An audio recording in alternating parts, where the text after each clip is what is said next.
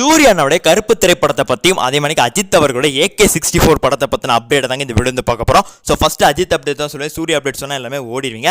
அஜித் அவர்களோட அடுத்த திரைப்படம் தான் AK64.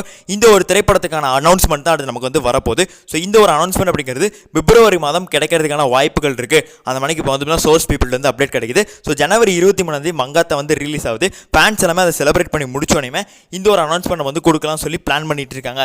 அந்த மணிக்கான தகவல் வந்து தான் கிடைக்குது. இப்போ வரைக்கும் அஜித் அவர்கள் ஃபுல்லாக கார் ரேசிங்கில் வந்து ஃபோக்கஸில் இருக்கார். ஸோ பிப்ரவரி மாதத்துலேருந்து படம் நடிக்க ஆரம்பிப்பார் அந்த மாதிரி தான் சொல்கிறாங்க. இதுக்கப்புறமாக அஜித் ஃபேன்ஸுக்கு எல்லாமே வருடத்துக்கு ஒரு படம் தான் வந்துட்டு கிடைக்கும். பட் ஆனாலும் அவர் கெரியரை ஃபோக்கஸ் பண்ணுற மணிக்கு அவரோட ஃபேன்ஸ் ஆகி நீங்களும் உங்களுடைய பாத்திரம் வந்து ஃபோக்கஸ் பண்ணும். அதான் தலோடைய ஆசை, என்னோட ஆசையும். ஸோ அதை நீங்கள் வந்து நிறைவுபடுத்திக்கோங்க. பிப்ரவரி மாதம் வரைக்கும் வெயிட் பண்ணி பார்க்கலாம் அனௌன்ஸ்மெண்ட் வருதா வரலையானு.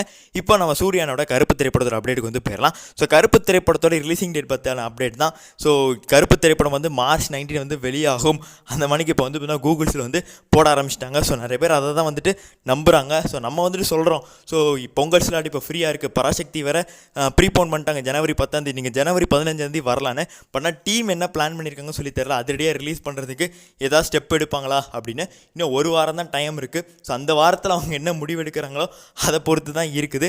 ஸோ இறங்கி வேலை பார்த்தா பயங்கரமாக வந்துட்டு பண்ணலாம். ஸோ என்ன பண்ண போகிறாங்கன்னு தெரியல. பட் இந்த ஒரு பொங்கல் ஸ்லாட்டில் விட்டால் தமிழ் சினிமாவுக்கு ஒரு மிகப்பெரிய இழப்பு. கருப்பு டீமுக்கு இழப்போ இல்லையோ கண்டிப்பாக தமிழ் சினிமாவுக்கு ஒரு மிகப்பெரிய இழப்பு. ஸோ இந்த மாதிரி ஒரு நல்ல கதையை இந்த மாதிரி நேரத்தில் வெளியிடாமல் இருக்கிறதுலாம் மிகப்பெரிய தப்பு. ஸோ இதை பற்றி நீங்கள் நினைக்கிறத கமெண்ட் பண்ணிடுங்க. ரெண்டையும் சேர்த்து பேசுனதுக்கான காரணம் ரெண்டுக்கும் விடை தெரியல. ஆனால் ரெண்டு பேரோட ஃபேன்ஸுமே பயங்கர எக்ஸைட்டடில் இருக்காங்க. அதனால தான் ரெண்டையும் சேர்த்து பேசினேன். நன்றி, வணக்கம்.